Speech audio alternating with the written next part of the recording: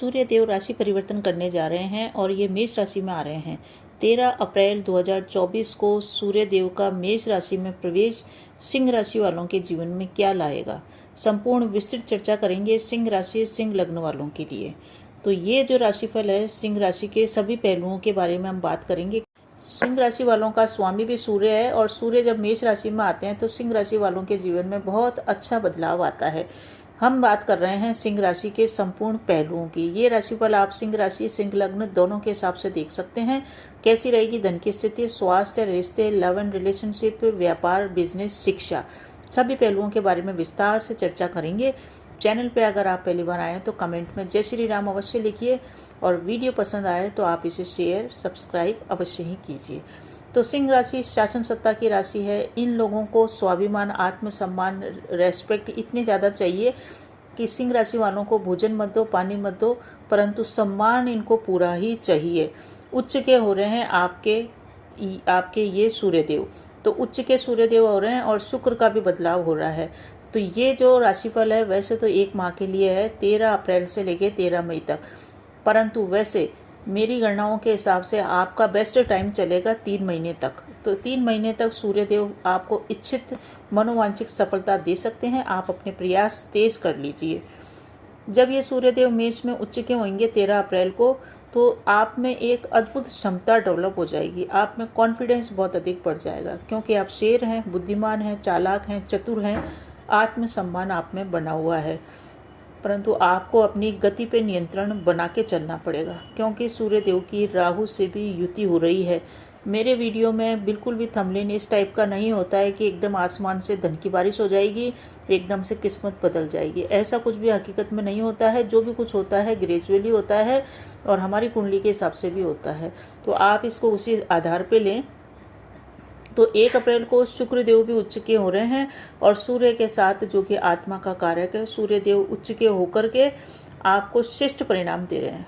तो श्रेष्ठ परिणाम की स्टार्टिंग होगी 13 अप्रैल से और आपको 1 अप्रैल से लेके 13 अप्रैल तक अपनी स्पीड पे नियंत्रण बना के चलना है क्योंकि 13 अप्रैल तक आपके संग थोड़ी सी तीव्र गति से आगे बढ़ने के कारण, मन में तरह तरह के विचार आने के कारण 1 अप्रैल से लेकर 13 अप्रैल तक आपको थोड़ा सा सावधान बन के चलना है और महत्वपूर्ण निर्णय लेते समय थोड़ा सा ध्यान रख के चलना है। शनि और मंगल की भी युति हो रही है, इस कारण से 1 अप्रैल से लेकर 13 अप्रैल तक का जो टाइम पीरियड है उस समय आप वाहन सावधानी से चलाएं। सूर्य और गुरु की युति भी हो रही है, आपके सूर्य और गुरु की भी युति हो रही है और वो 13 अप्रैल से स्टार्ट होगी क्योंकि गुरु पहले से ही मेष राशि में है, जो आपके लिए बहुत ही शुभ फलदायक स्थितियों का निर्माण कर रहे हैं। गुरु के साथ, यानी कि गुरु के साथ सूर्य पहुंच रहे हैं और सेनापति मंगल के घर के अंदर हैं। बहुत ही अद्भुत योग है, अद्भुत संयोग है। आपके जीवन में बहुत अच्छा बदलाव आएगा क्योंकि लग्न का स्वामी, त्रिकोण का स्वामी, भाग्य का स्वामी केंद्र में आ रहा है। पहला काम तो ये होएगा आपके जीवन के अंदर कि अगर आप भूमि, भवन, फ्लैट, अपार्टमेंट लेने की इच्छा कर रहे थे तो इस गोचर में 13 अप्रैल से लेकर आगे के 3 माह तक आपको श्रेष्ठ परिणाम मिलेगा। इस समय आप अपनी योजनाओं को फलीभूत कर सकते हैं, मूर्त रूप दे सकते हैं। मान सम्मान की आपको कमी लग रही थी, आपको ऑफिस में, वर्क प्लेस पे लग रहा था कि ऑफिस वाले आपका पूरा सम्मान नहीं कर पा रहे हैं, तो आपके मान सम्मान का सितारा चमकेगा 13 अप्रैल से। वैवाहिक जीवन में जो प्रॉब्लम थी, वैवाहिक जीवन सुधरेगा, वैवाहिक जीवन में मधुरता आएगी, प्रेम की प्राप्ति होती हुई दिख रही है उन लोगों को जो अविवाहित हैं।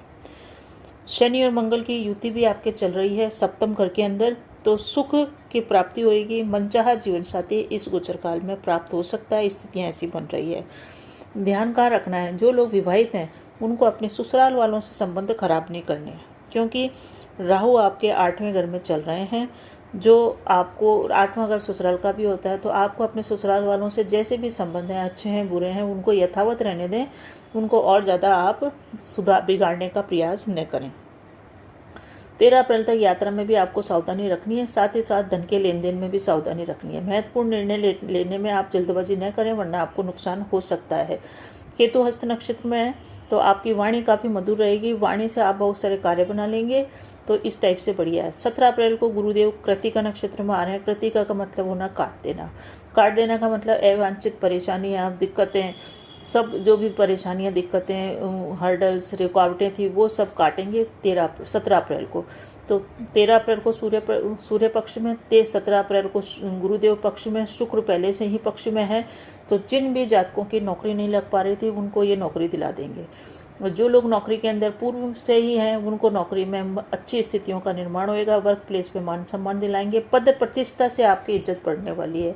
यानी कि व्यक्ति को सम्मान जब भी मिलता है जब उसके पास कुछ चीज़ होती है, कुछ योग्यता होती है, तो आपका मान सम्मान बढ़ेगा। आपके पास कुछ ऐसी चीज़ें होंगी, आपका पास मकान हो सकता है, आपके पास नौकरी हो सकती है, आपके पास धन हो सकता है। तीनों में से एक स्थितियों का निर्माण होएगा जो आपको समाज में अग्रणी सूची के अंदर लाके खड़ा करेगा। आपके बच्चे भी इससे उन्नति करेंगे।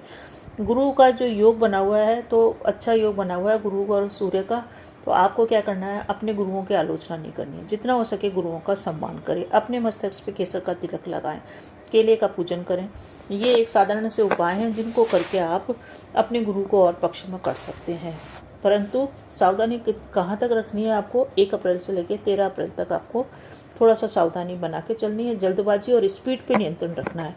आपकी प्रगति इस टाइप से होगी कि जिस टाइप से अगर आपकी कुंडली में भी सूर्य बढ़िया रहे तो आपकी प्रगति इस गोचर काल के अंदर इन 90 दिनों में इस टाइप से होगी जिस प्रकार से धनुष से तीर निकलता है, द्रुत गति से अपने लक्ष्य को भेदता है। इस टाइप की आपकी प्रगति हो सकती है। व्यापार में, व्यवसाय में बड़ी डील भी मिल सकती है। परंतु इसके लिए शर्त यही है कि आपकी कुंडली के अंदर भी सूर्य देव उच्च के और बढ़िया स्थिति में होना चाहिए। परंतु फिर भी अगर नहीं है तो भी आपको कुछ न कुछ शुभ परिणाम इस गोचर में देखने को मिलेगा। अब बात करते हैं कि आपका स्वास्थ्य कैसा रहेगा इस गोचर के दौरान। आपका जो 8वें घर है उसमें शनि मंगल हैं। इस 7वें घर में शनि मंगल हैं जो कि अलग अलग हो जाएंगे 24 अप्रैल को। मंगल देव आगे बढ़ जाएंगे। तो आपको अपने स्वास्थ्य का ध्यान रखना है 13 अप्रैल तक, क्योंकि सूर्य आपके स्वास्थ्य में थोड़ी सी परेशानी उस समय कर सकते हैं राहु के साथ रहने के कारण।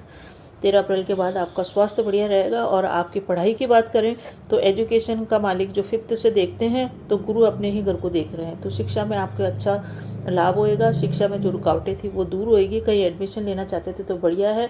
और अगर आप सरकारी नौकरी चाह रहे थे और आपका एग्ज़ाम 13 अप्रैल के बाद है तो मान के चलिए आपकी शर्त सरकारी नौकरी लग सकती है 13 अप्रैल से 13 मई के बीच में आपका एग्ज़ाम है तो, क्योंकि सूर्य उच्च के हैं, वो आपको शासन सत्ता का सुख भोगने को दे सकते हैं। लव एंड रिलेशनशिप वालों की बात करें तो 5th भाव से ही देखते हैं इस स्थिति को भी। यहाँ पे गुरु बुध के साथ है तो प्रेम प्यार में आपको तालमेल अच्छा मिलेगा। आपका जुड़ाव बनेगा, अटैचमेंट बनेगा, मनोकामनाओं की पूर्ति होगी और प्रेम की प्राप्ति होगी। पर आपको ध्यान क्या रखना है, गुस्सा न करें कम से कम 24 अप्रैल तक, ये ध्यान रखना है। वैवाहिक जीवन की बात करें तो वैवाहिक जीवन की बात करते हैं 7वें घर से। यहाँ पे 7वें घर का मालिक 7वें घर के अंदर ही है। इस कारण से आपका जो पार्टनर है उसका थोड़ा सा आपके प्रति डिवोशन तो काफ़ी होएगा, उसके सपने भी बहुत बड़े बड़े होंगे, वो कुछ बड़ा करना चाहेगा, परंतु उसमें थोड़ी सी जिद, थोड़ा सा क्रोध होएगा, थोड़ी सी तकरार के साथ प्यार भी भरपूर आपको मिलेगा। बात करें कि आपके भाग्य, कैरियर और ये सब चीज़ें कैसी रहेगी तो 9th भाव और 10th भाव की स्थितियों का विवेचन करते हैं तो इससे ये निकल के आता है कि आप किसी भी व्यक्ति के ऊपर ब्लाइंडली फेथ न करें। अपने व्यापार व्यवसाय में कोई भी डील साइन कर रहे हैं, पेपर वर्क कर रहे हैं तो किसी पर भी ज़्यादा विश्वास न करें, क्योंकि अधिक विश्वास से आपको नुकसान होएगा। सिंह राशि वाले वैसे भी बहुत ईमानदार होते हैं, वफादार होते हैं, परंतु उनके साथ जो बिजनेस पार्टनर मिलते हैं वो बड़े चालाक होते हैं। इस कारण से उनको कोई छल नहीं हो आप पे, पर पार्टनरशिप के ऊपर पार्टनर की बातों पे पूरा विश्वास न करके अपनी तरफ से पूरा खोजबीन और तहकीकात करें। कार्य क्षेत्र के अंदर वर्क प्लेस पे नौकरी पेशा है तो कॉन्फिडेंस आपका बढ़ा चढ़ा रहेगा, परंतु इस कॉन्फिडेंस को ओवर कॉन्फिडेंस में न बदले। कॉन्फिडेंस तो ठीक है क्योंकि शुक्र के साथ राहु की भी है, इस कारण से अपनी बुद्धि को आप सही दिशा में लगाएं, पॉजिटिव लगाएं, नेगेटिव सोच से दूर रहें और किसी भी प्रकार का कन्फ्यूजन है तो किसी की सलाह अवश्य लें। कामकाज में नेगेटिव सोच आपके ऊपर हावी न हो, इसलिए आप योग प्राणायाम का सहारा लें और पॉजिटिव बने रहें।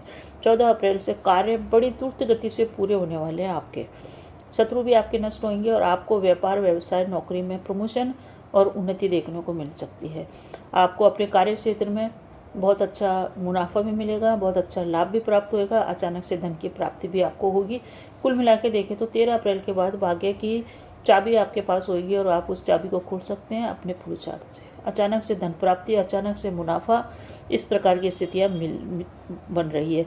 बिजनेस है आपका तो बिजनेस बड़ी द्रुत गति से आगे बढ़ेगा। आपको क्या करना है, कोई भी नया स्टार्टअप कर रहे हैं जल्दबाजी न करें, स्टार्टअप अवश्य करें, छानबीन करके। आपको मुनाफा इस गोचर में होने वाला है। बस क्रोध पे नियंत्रण रखें, जल्दबाजी पे आपने नियंत्रण रख लिया और सूर्य देव की आराधना लगातार करते रहे तो ये गोचर आपको शुभ परिणाम देने में कोई कसर नहीं छोड़ेगा। आदित्य हृदय सूत्र का पाठ करिए और मंगल ग्रह के घर के अंदर ही आ रहे हैं सूर्य देव, तो मंगल को भी मजबूत करके रखिए। हनुमान चालीसा का पाठ, सूर्य को जल चढ़ाना, सूर्य के बीज मंत्रों का जाप करना आपको शुभ परिणाम देगा। जितना हो सके काले रंग के वस्त्रों को आप चयन इस गोचरकाल में कम से कम करें। विशेष करके ऊपर के वस्त्र, शर्ट वगैरह, कुर्ता वगैरह आप काले रंग का पहनने से बचें, क्योंकि काला रंग है राहु का और सूर्य के रंग होते हैं नारंगी, ऑरेंज, केसरिया, लाल। इन रंगों का आप चुनाव ज़्यादा से ज़्यादा करें। लाल रंग का रुमाल अपने पास रखें। आपका जीवन में काफ़ी पॉजिटिव बदलाव आप स्वयं देखेंगे। कमेंट करके अवश्य बताएं। आपको वीडियो अच्छा लगे तो चैनल को सब्सक्राइब कीजिए और कमेंट में जय श्री राम अवश्य लिखिए। आपके लिए गोचर शुभ फलदायी हो, इसी शुभकामना के साथ नमस्कार।